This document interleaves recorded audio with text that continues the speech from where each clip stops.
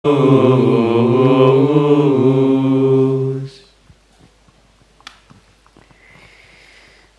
Bapak, Ibu, dan saudara-saudara yang terkasih yang dicintai Tuhan.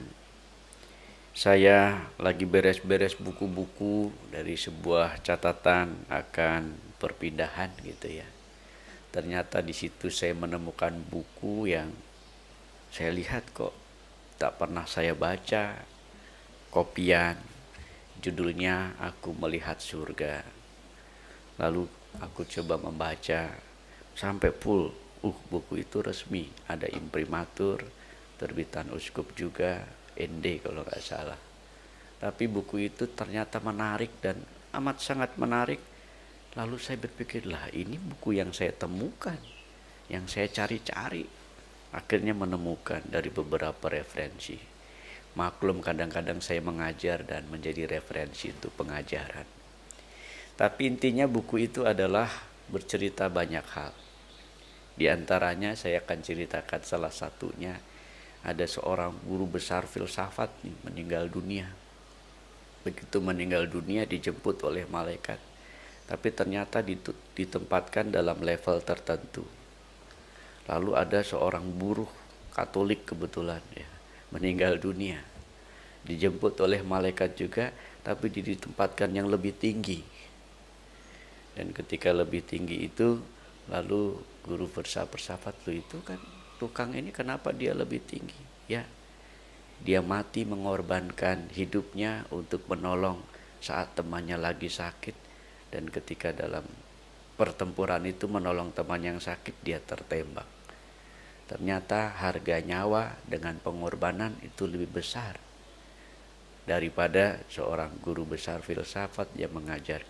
Kenapa saya di sini? Bukankah saya mengajarkan kebajikan? Karena seluruh hidupmu masih dalam pemikiran, rasionalitas, belum sampai kepada kedalaman hati. Maka di sini kamu akan ditempatkan untuk nanti malaikat mengajari kamu sampai pada level tertinggi, kamu akan masuk surga. Tapi untunglah guru besar itu masih masuk surga gitu ya. Hanya perlu diasah. Itu pengalaman nyata teman-teman, situasi dari sebuah kesaksian yang bagi saya ini menarik ini. Berita tentang surga.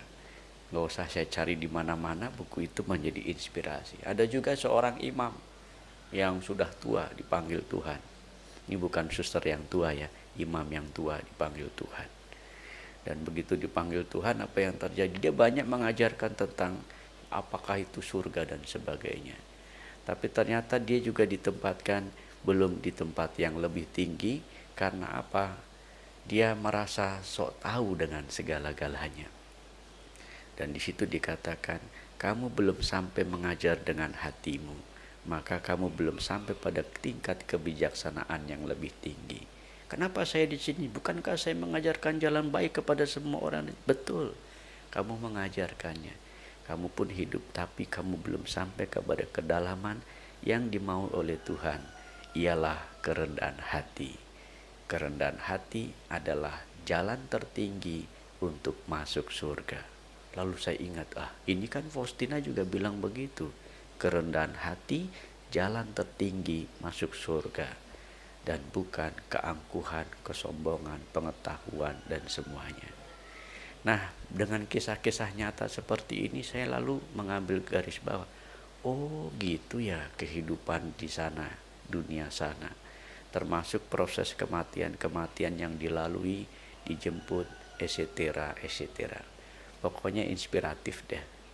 Dan dari catatan seperti itu, saya langsung ingat dengan bacaan hari ini.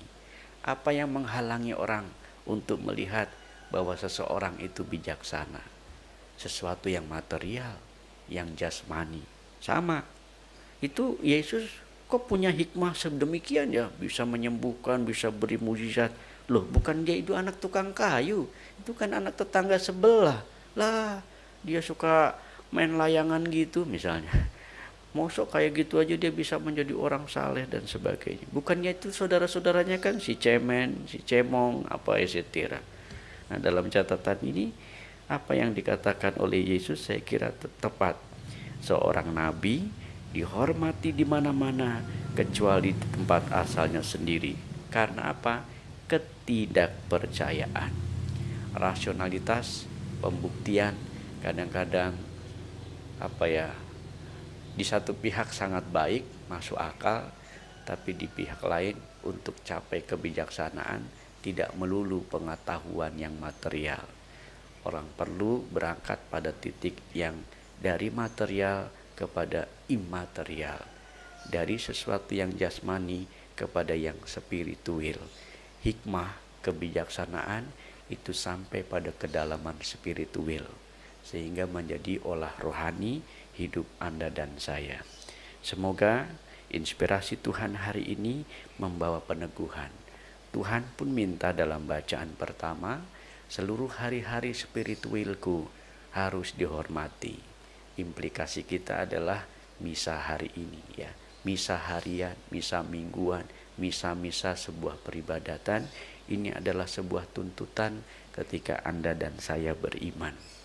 Rayakan hari Tuhan, kuduskan hari Tuhan.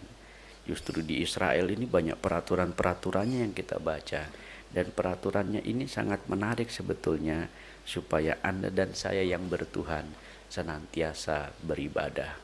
Jangan banyak alasan, so sorry, I'm still so busy. Aduh, nanti ya lain waktu aja deh. Aduh, lupa lagi. Aduh, berdoa lupa. Aduh, ketiduran. Aduh, nah inilah halangan-halangan material kita untuk sampai ke tingkat yang spiritual. Tuhan memberkati. Amin. Amin.